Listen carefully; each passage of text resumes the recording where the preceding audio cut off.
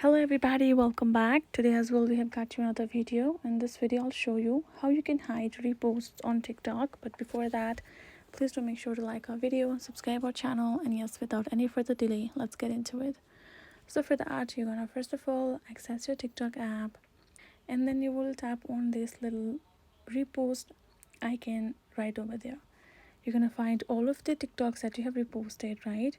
So if in case you want to hide them, then for that you gotta tap on this menu icon on top right, tap on the settings and privacy, tap on this option of privacy right over here, and you have to simply turn your account to private account.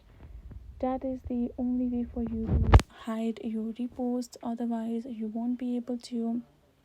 You can simply choose to go back and go to repost section, the only option available.